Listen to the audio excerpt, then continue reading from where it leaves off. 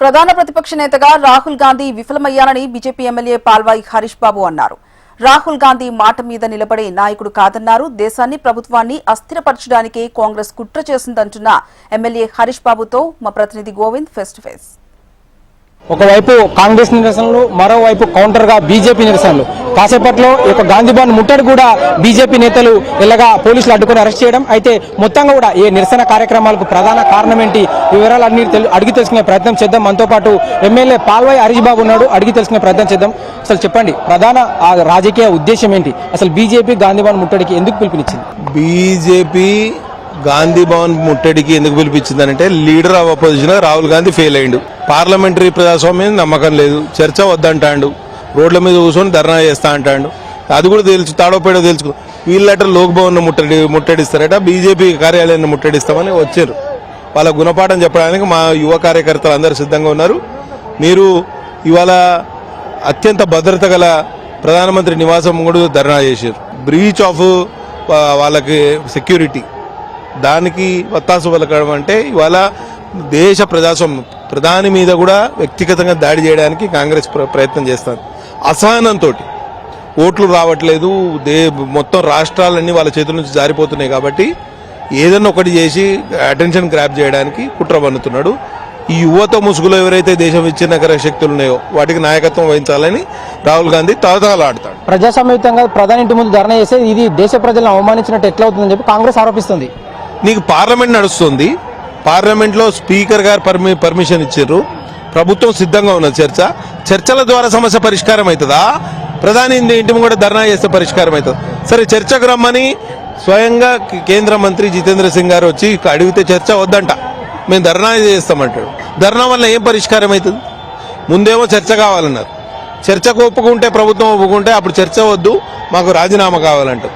First ఏమో ధర్మేంద్ర ప్రధాన్ గారి రాజీనామా అంటాడు, తర్వాత అమిత్ షా గారి రాజీనామా అడుగుతాడు, తర్వాత నరేంద్ర మోడీ గారి రాజీనామా అడుగుతాడు. అంటే నువ్వు ఒక మాట మీద లేవు, నీకు నిలకడ లేదు కాబట్టి 20 రోజులు విద్యార్థులు ఉద్యమం చేస్తూ ఉంటే నువ్వు హాలిడే కోసం దక్షిణ అమెరికా పోయినావు. మరి ఇవాళ ఏమైంది? నువ్వు అసలు ఎక్కడికి పోయినావో చెప్పుకునే పరిస్థితిలో ఉందా? కాబట్టి ఈ డబ్బులు ఎవరు ఇస్తారు, నీ టూర్లకు స్పాన్సర్ ఎవరు చేస్తారు? దేశం విచ్ఛిన్నకర శక్తులతో నువ్వు చేయగలిపినావు. దేశాన్ని ఇవాళ అస్థిరపరచడానికి, ప్రభుత్వాన్ని అస్థిరపరచడానికి కుట్ర పన్నుతారు. దేశంలో నిరంకుశ పాలన కొనసాగుతుంది. మొన్న విద్యార్థులు శాంతియుతంగా నిరసన చేస్తుంటే వాళ్ళ మీద లాఠీలు జులిపించి రక్తం వచ్చినట్టు కొట్టింది బీజేపీ. ఇదంతా కూడా కుట్ర చేస్తున్నారు బీజేపీ. దేశంలో అసలు ఎలాంటి ప్రజాస్వామ్య పాలన లేదని చెప్పి కాంగ్రెస్ ఇండి కూటమి అందరూ కూడా ఆరోపిస్తా ఉన్నారు. ఎక్కువ దెబ్బతి గాయపడ్డది పత్రికా విలేకరులు మరియు పోలీస్ సిబ్బంది.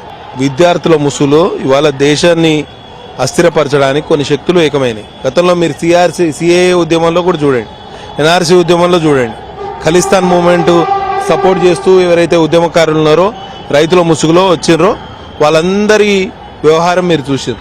మళ్ళీ వాళ్ళందరూ కొత్త మాస్క్ వేసుకొని, కొత్త ముసుగు తోడుకొని ఈ ఉద్యమంలో పాల్పంచుకొని ఇవాళ పోలీసుల మీద రాళ్ళు రువ్విండ్రు, పోలీసుల మీద పెప్పర్ స్ప్రే మీరు చూసారు. పెప్పర్ స్ప్రే కొట్టి పోలీసులను వాళ్ళ డ్యూటీ చేయనీయకుండా అడ్డుకున్నారు. కాబట్టి ఇదంతా వ్యవహారం అంతా ప్రభుత్వమే కాదు, ప్రజలు కూడా గమనిస్తారు. నేను ఒక్కటే యువతకు అప్పీల్ చేస్తున్నా, తల్లిదండ్రులకు అప్పీల్ చేస్తున్నా, వీళ్ళ ఉచ్చులో బిగుసుకోకండి.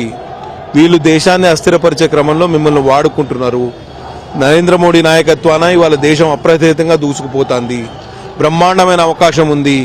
ఇవాళ స్కై రూట్ ఆధ్వర్యంలో 28 సంవత్సరాల ఒక గ్రూప్ అంతా ఇవాళ ఇది కక్షలో ఒక రాకెట్ను సొంతంగా తయారు చేసి దేశీయ పరిజ్ఞానంతో భారత యువత, మన Hyderabad based company Skyroot Aerospace అని వారు తయారు చేసి వాళ్ళ కక్షలో పెట్టిందంటే భారతదేశం ఎంత ముందుకు పోతుంది.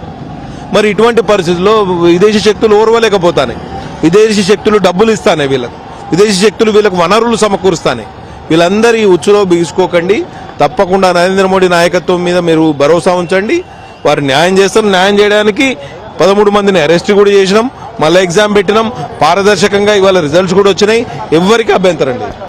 మొత్తానికి కూడా ఇక విద్యార్థి ముసుగులో ఇక విదేశీ శక్తులు కానీ అదేవిధంగా గతంలో రైతు ఉద్యమంలో కూడా ఖలిస్తానీ ఒక ఉగ్రవాదుల కుట్ర కానీ అదేవిధంగా ఇప్పుడు విద్యార్థుల నిరసన అదేవిధంగా ఇక విద్యార్థి నిరసనను ముందుగా బూచిగా చూపెట్టి రాహుల్ గాంధీ రాజకీయంగా ఎదగడానికి రాజకీయంగా బీజేపీ కంటే మెరుగుపడడానికి మాత్రమే రాజకీయ దురుద్దేశంతో ఈ విధంగా ప్రోటోకాల్ అక్కడ భద్రత ఉన్నప్పటికీ కూడా భద్రతను బ్రీచ్ చేస్తూ కూడా దేశ ప్రధాని ఇంటి ముందు ధర్నా చేయడం ఇది సరైన పద్ధతి కాదు. అదేవిధంగా ఒకవేళ నిరసన ప్రజాస్వామ్యంగా ధర్నా చేయాలనుకుంటే జంతర్ మంతర్ అనే ఒక నిరసన వేదిక ఉంది కాబట్టి అక్కడ చేయాలి. మేము కేంద్ర ప్రభుత్వం కూడా ఈ యొక్క నిరసన కార్యక్రమం అంటే విద్యార్థి సమస్యలు ఏవైతున్నాయో ఆ సమస్యలు కానీ రైతు సమస్యల మీద కానీ పార్లమెంట్ సమావేశాల్లో మాట్లాడడానికి స్పీకర్ సమయం ఇస్తారని కేంద్ర ప్రభుత్వం స్వయంగా చెప్పినప్పటికీ కూడా ఈ విధంగా రాజకీయ దురుద్దేశంతో ధర్నా చేయడం మాత్రం ఇదంతా కూడా సరైన పద్ధతి కాదంటూ కూడా బీజేపీ ఎమ్మెల్యే పాల్వాయి హరీష్ బాబు ఆరోపిస్తున్న పరిస్థితి మనం చూసుకోవచ్చు. కెమెరామెన్ రవితో గోవింద్.